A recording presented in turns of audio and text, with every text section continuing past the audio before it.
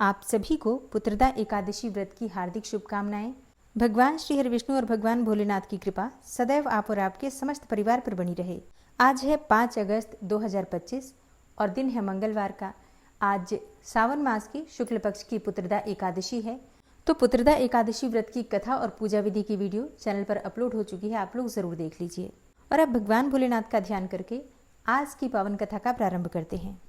महर्षियों ने गर्भ दुख का निरूपण करने के लिए शास्त्रों का प्रतिपादन किया है। वे शास्त्र स्वर्ग और मोक्ष के उत्तम साधन हैं।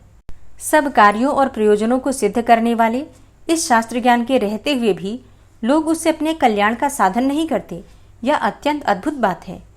बाल्यावस्था में इंद्रियों की वृत्तियां अव्यक्त रहती हैं, इसलिए जीव उस समय के महान दुख को बताने की इच्छा होने पर भी बता नहीं सकता और न उस दुख के निवारण के लिए कुछ कर ही सकता है। फिर जब दांत उठने लगता है तब उसे महान कष्ट भोगना पड़ता है। मौल रोग अर्थात सिर दर्द, नाना प्रकार के बाल रोग तथा पूतना आदि बाल ग्रह आदि से भी बालक को बड़ी पीड़ा होती है। भूख और प्यास की पीड़ा से उसके सब अंग व्याकुल रहते हैं तथा वह कहीं खाट आदि पर पड़ा हुआ रोता रहता है।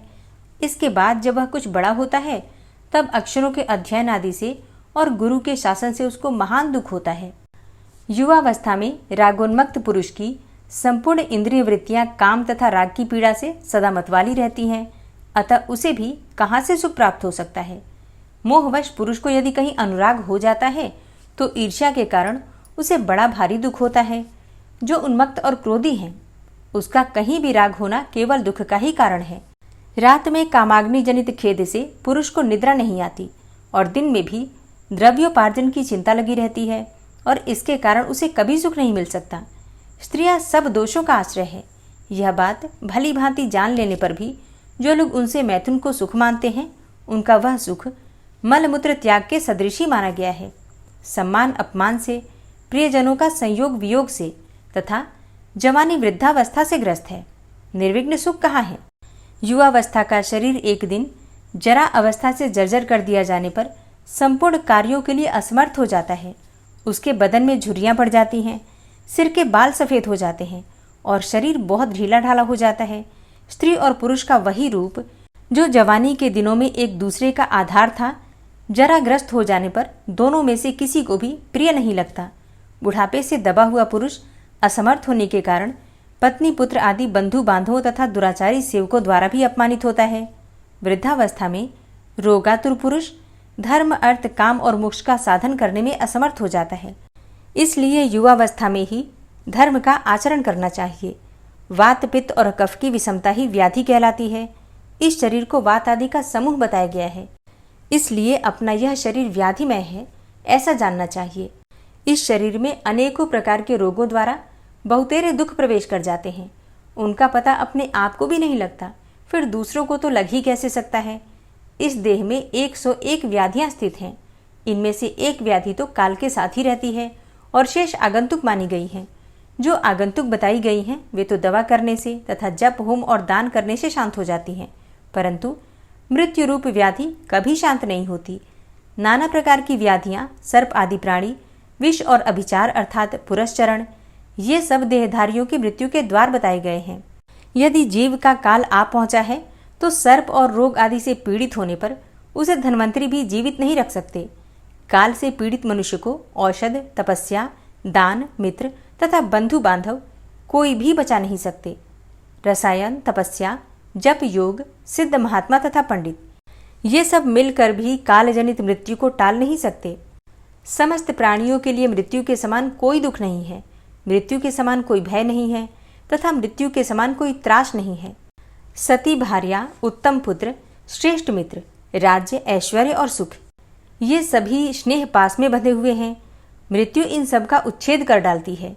माँ, क्या तुम नहीं देखती कि हजारों मनुष्यों में 5 भी शायद ही ऐसे होंगे जो पूरे 100 वर्षों तक जीने वाले हों। कोई 80 वर्ष और कोई 70 वर्ष की अवस्था में मरते हैं। प्रायः 60 वर्ष तक की ही लोगों की परम आयु हो गई है, किंतु वह भी सबके लिए निश्चित नहीं है। जिस देहधारी को अपने पूर्व कर्मानुसार जितनी आयु प्राप्त होती है उसका आधा भाग तो मृत्यु रूपिणी रात्रि हर लेती है। बाल्यावस्था, अबोधावस्था तथा वृद्धावस्था के द्वारा 20 वर्ष और व्यतीत हो जाते हैं।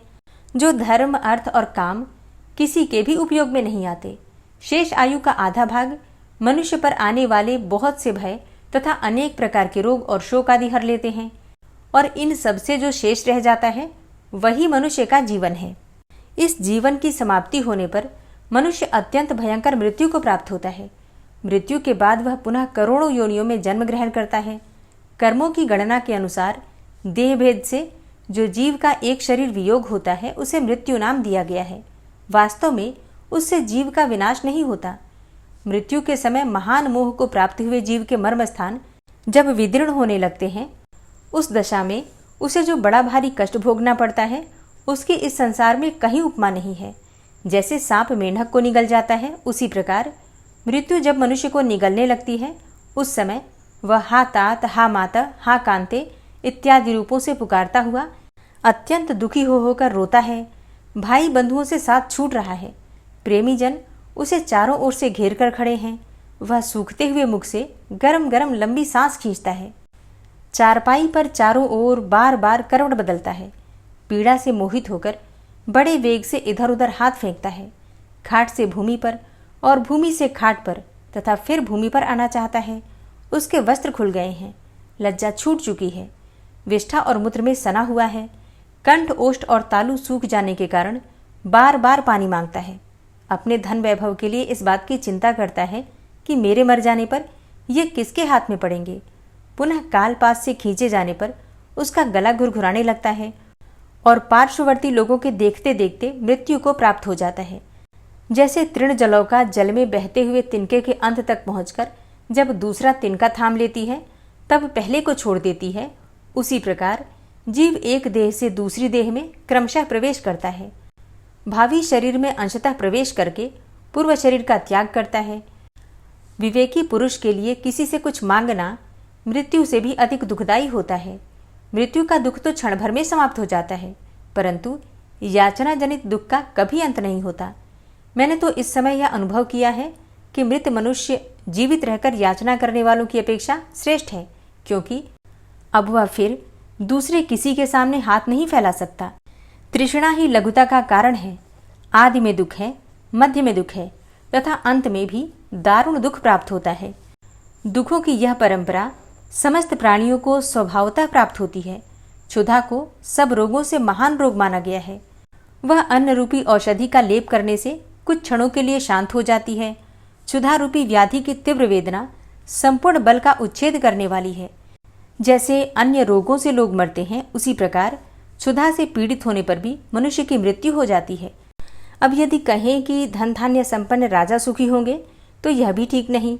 राजा को केवल यह अभिमान ही होता है कि मेरे घर में इतना वैभव शोभा पा रहा है। वास्तव में तो उनका सारा आभरण भार रूप है। समस्त आलेपन द्रव्य मल मात्र हैं। संपूर्ण संगीत राग प्रलाप मात्र हैं तथा नृत्य आदि भी पागलों की सी चेष्टा है। विचार दृष्टि से देखने पर इन राज्य भोगों के द्वारा राजाओं को सुख कहाँ मिलता है, क्योंकि वे लोग तो एक दूसरे को जीतने के लिए सदा ही चिंतित रहते हैं। प्रायः राज्य लक्ष्मी के मद से उन्मत्त होने के कारण नहुस आदि महाराज स्वर्ग का साम्राज्य पाकर भी वहां से नीचे गिर गए हैं। राज्य लक्ष्मी अथवा ऐश्वर्य से भला कौन सुख पाता है। मनुष्य स्वर्गलोक में जो पुण्यफल भोगते हैं वह अपने मूल धन को गंवाकर ही भोगते हैं, क्योंकि वहां वे दूसरा नवीन कर्म नहीं कर सकते। यही स्वर्ग में अत्यंत भयंकर दोष है। जैसे वृक्ष की जड़ काट देने पर वह विवश होकर पृथ्वी पर गिर पड़ता है, उसी प्रकार पुण्य रूपी मूल का क्षय हो जाने पर स्वर्गवासी जीव पुनः पृथ्वी पर गिर पड़ते हैं। इस तरह विचार पूर्वक देखा जाए तो स्वर्ग में भी देवताओं को कोई सुख नहीं है। नरक में गए हुए पापी जीवों का दुख तो प्रसिद्ध ही है, उनका क्या वर्णन किया जाए। संसार दुख का वर्णन करते हुए ऐत्रेय जी अपनी माँ से आगे कहते हैं, माँ, स्थावर योनि में पड़े हुए जीवों को भी बहुत दुख भोगने पड़ते हैं। दावानल से जलना, पाला पड़ने से गलना, धूप और हवा से सूखना, कुल्हाड़ी से काटा जाना, उनके वल्कलों अर्थात छिलकों का उतारा जाना, प्रचंड आंधी के वेग से पत्तों, डालियों और फलों का गिराया जाना तथा हाथियों और अन्य जंगली जंतुओं द्वारा कुचला जाना, ये उनके लिए महान दुख है। सर्पों और बिच्छुओं को भूख और प्यास का कष्ट रहता है। उन्हें क्रोध का भी दारुण दुख सहना पड़ता है। संसार में प्रायः दुष्ट सांप और बिच्छुओं को मारा जाता है, उन्हें जाल में फंसाकर बंद रखा जाता है। माताजी, इस प्रकार उस योनि के जीवों को बारंबार कष्ट उठाना पड़ता है। कीड़े आदि का अकस्मात जन्म होता है और अचानक ही उनकी मौत भी हो जाती है, अतः उनका दुख भी कम नहीं है। मृगों और पक्षियों को वर्षा, सर्दी और धूप का महान कष्ट तो है ही, भूख प्यास के भारी दुख से भी मृग सदा संत्रस्त रहते हैं। पशु समूह के जो दुख हैं उन्हें भी सुन लो। भूख प्यास तथा सर्दी गर्मी आदि का कष्ट सहना, मारा जाना, बंधन में डाला जाना और डंडे आदि से पीटा जाना, नाक का छेदा जाना, चाबुक और अंकुश की मार पड़ना आदि उनके महान क्लेश हैं और इनके अतिरिक्त बोझ ढोने का भी उन्हें बड़ा भारी कष्ट है। कार्य की शिक्षा देते समय भी उन्हें मारा पीटा जाता है, फिर युद्ध आदि की पीड़ा भी सहनी पड़ती है और अपने झुंड से जो उनका वियोग होता है और वे वन से जो अन्यत्र लाए जाते हैं, ये सब कष्ट तो अलग ही है। दुर्भिक्ष, दुर्भाग्य का प्रकोप, मूर्खता, दरिद्रता, नीच ऊंच का भाव, मृत्यु, राष्ट्र विप्लव अर्थात एक राज्य का नाश करके दूसरे राज्य की स्थापना करना, पारस्परिक अपमान का दुख, आपस में एक दूसरे से धन वैभव या मान प्रतिष्ठा में बढ़ जाने का कष्ट, अपनी प्रभुता का सदा स्थिर न रहना, ऊंचे चढ़े हुए लोगों का नीचे गिराया जाना इत्यादि महान दुखों से यह संपूर्ण चराचर जगत व्याप्त है। जैसे इस कंधे का भार उस कंधे पर कर देने से मनुष्य विश्राम समझता है, उसी प्रकार इस लोक में एक दुख दूसरे दुख से ही शांत होता है। अतः एक दूसरे से ऊंची स्थिति में स्थित हुए इस संपूर्ण जगत को दुखों से भरा हुआ जानकर उसकी ओर से अत्यंत उद्विग्न हो जाना चाहिए। उद्वेग से वैराग्य होता है, वैराग्य से ज्ञान प्रकट होता है तथा ज्ञान से परमात्मा विष्णु को जानकर मनुष्य मोक्ष प्राप्त कर लेता है। माँ, जैसे कौओं के अपवित्र स्थान में विशुद्ध राजहंस नहीं रह सकता, उसी प्रकार ऐसे दुखमय संसार में मैं तो कभी रम नहीं सकता। मैया, जहाँ रहकर मैं बिना किसी विघ्न बाधा के आनंद पूर्वक रह सकता हूँ, वह स्थान भी बताता हूँ, सुनो। अविद्या रूपी वन तो बड़ा भयंकर है, उसमें नाना प्रकार के कर्ममय बड़े बड़े वृक्ष खड़े हैं। वहाँ संकल्पों के डांस और मच्छर बहुत हैं। शोक और हर्ष ही वहाँ की सर्दी और धूप है। उस वन में मोह का घना अंधकार छाया रहता है और वहाँ लोभ रूपी सांप और बिच्छू रहते हैं। विषयों के अनेक मार्गों से वह प्रदेश व्याप्त है। काम और क्रोध रूपी बधिक तथा लुटेरे उसमें सदा डेरा डाले रहते हैं। उस महादुखमय विशाल वन को लांघ कर अब मैं एक ऐसे महान विपिन में प्रवेश कर चुका हूँ, जहाँ पहुंचकर उसके तत्व को जानने वाले ज्ञानी पुरुष न शोक करते हैं न हर्ष। वहाँ किसी से भय नहीं है, किसी को भी भय नहीं है। उस विद्यारूपी वन में 7 बड़े भारी वृक्ष हैं। वहाँ 7 ही पर्वत हैं, जिन्होंने तीनों लोकों को धारण कर रखा है। 7 ही हृदय अर्थात कुंड हैं और 7 ही नदियाँ हैं, जो सदा ब्रह्मरूप जल बहाया करती हैं। तेज, अभयदान, अद्रोह, कौशल अर्थात दक्षता, अचपलता, अक्रोध और प्रिय वचन बोलना, ये ही 7 पर्वत उस विद्यावन में स्थित हैं। दृढ़ निश्चय, सबके साथ समता, मन और इंद्रियों का संयम, गुण संचय, ममता का अभाव, तपस्या तथा संतोष, ये 7 हृदय अर्थात कुंड हैं। भगवान के गुणों का विशेष ज्ञान होने से जो उनके प्रति भक्ति होती है, वह विद्यावन की पहली नदी है। वैराग्य दूसरी, ममता का त्याग तीसरी, भगवत आराधन चौथी, भगवत अर्पण पांचवी, ब्रह्म एकत्व बोध छठी तथा सिद्धि 7वीं नदी है। यही 7 नदियां वहां स्थित बताई गई हैं। वैकुंठ धाम के निकट इन 7 नदियों का संगम होता है। जो आत्मतृप्त, शांत तथा जितेंद्रिय होते हैं, वे ही महात्मा उस मार्ग से परात्पर ब्रह्म को प्राप्त होते हैं। कोई श्रेष्ठ ज्ञानी जन उन वृक्षों को प्राप्त करते हैं, कोई पर्वतों को, कोई हृदयों को तथा कोई उन 7 सरिताओं को ही प्राप्त होते हैं। माँ, मैं ग्रहण किए हुए व्रत को धारण करने की इच्छा रखकर वहाँ ब्रह्मचर्य का आचरण करता हूँ। इस ब्रह्मचर्य में ब्रह्म ही समिधा, ब्रह्म ही अग्नि तथा ब्रह्म ही कुशास्तरण है। जल भी ब्रह्म है और गुरु भी ब्रह्म ही है। यही मेरा ब्रह्मचर्य है। विद्वान पुरुष इसी को सूक्ष्म ब्रह्मचर्य मानते हैं। माता, अब मेरे गुरु का परिचय भी सुनो, जिन्होंने मुझे विद्या प्रदान की है। एक ही शिक्षक है, दूसरा कोई शिक्षक नहीं है। हृदय में विराजमान अंतर्यामी पुरुष ही शिक्षक होकर शिक्षा देता है। उसी से प्रेरित होकर मैं झरने से बहकर जाने वाले जल की भांति जहाँ जिस कार्य में नियुक्त होता हूँ, वहाँ वैसा ही करता हूँ। एक ही गुरु हैं, उनके सिवा दूसरा कोई गुरु नहीं है। जो हृदय में विराजमान हैं वे ही गुरु हैं, उनको मैं प्रणाम करता हूँ।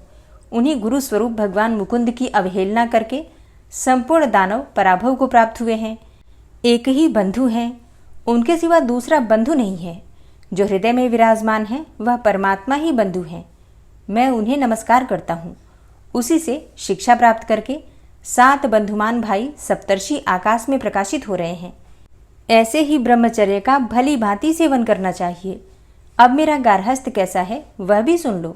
माताजी, प्रकृति ही मेरी पत्नी है, किंतु मैं कभी उसका चिंतन नहीं करता। वही सदा मेरा चिंतन किया करती है। वह मेरे सब प्रयोजनों को सिद्ध करने वाली है। नासिका, जिह्वा, नेत्र, त्वचा, कान, मन तथा बुद्धि, यह 7 प्रकार की अग्नि सदा मेरी अग्निशाला में प्रज्वलित होती रहती है।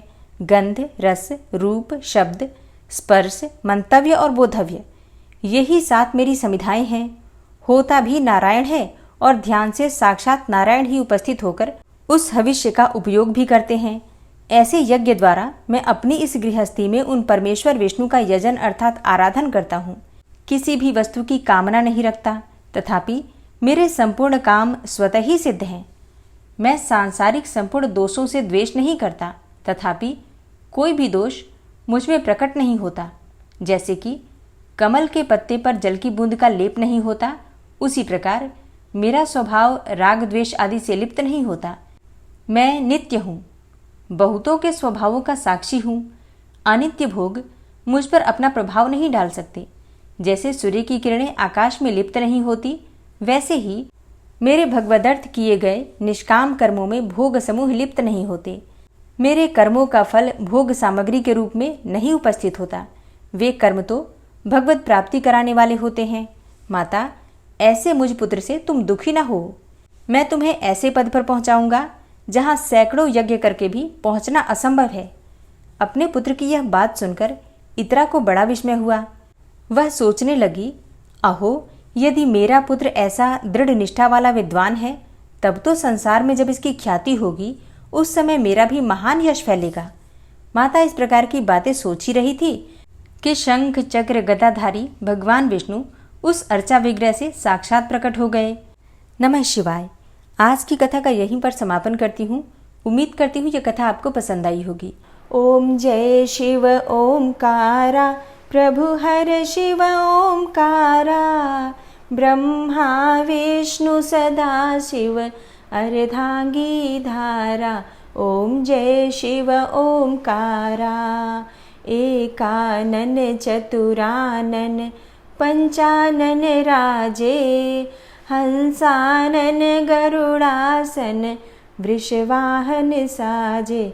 ओम जय शिव ओमकारा, 2 भुज 4 चतुर्भुज 10 भुज अति सोहे, त्रिगुण रूप निरखता त्रिभुवन जन मोहे। ओम जय शिव ओमकारा, अक्षमाला बनमाला मुंडमाला धारी, त्रिपुरारी कंसारी करमाला धारी। ओम जय शिव ओमकारा, श्वेतांबर पीतांबर भागंबर अंगे, सनकादिक गरुड़ादिक भूतादिक संगे। ओम जय शिव ओमकारा, कर के मध्य कमंडल चक्र त्रिशूलधारी, सुखकारी दुखहारी जगपालनकारी। ओम जय शिव ओमकारा, ब्रह्मा विष्णु सदा शिव जानत अविवेका, प्रणवाक्षर में शोभित ये तीनों एका। ओम जय शिव ओमकारा, लक्ष्मी व सावित्री पार्वती संगा, पार्वती अर्धांगी शिवलहरी गंगा। ओम जय शिव ओमकारा, पर्वत सोहे पार्वती और शंकर कैलाशा, भांग धतूर का भोजन भस्मी में वासा। ओम जय शिव ओमकारा। जटा में गंग बहत है गल मुंडन माला। शेष नाग लिपटावत ओढ़त मृग छाला। ओम जय शिव ओमकारा। काशी में विराजे विश्वनाथा नंदी ब्रह्मचारी। नित उठ दर्शन पावत महिमा अति भारी। ओम जय शिव ओमकारा। त्रिगुण स्वामी जी की आरती, त्रिगुण स्वामी जी की आरती जो कोई नर गावे। कहत शिवानंद स्वामी सुख संपत्ति पावे। ओम जय शिव ओमकारा। ओम जय शिव ओमकारा। प्रभु हर शिव ओमकारा। ब्रह्मा विष्णु सदा शिव अर्धांगी धारा। ओम जय शिव ओमकारा। प्रेम से बोलिए भगवान भोलेनाथ की जय, माता पार्वती की जय।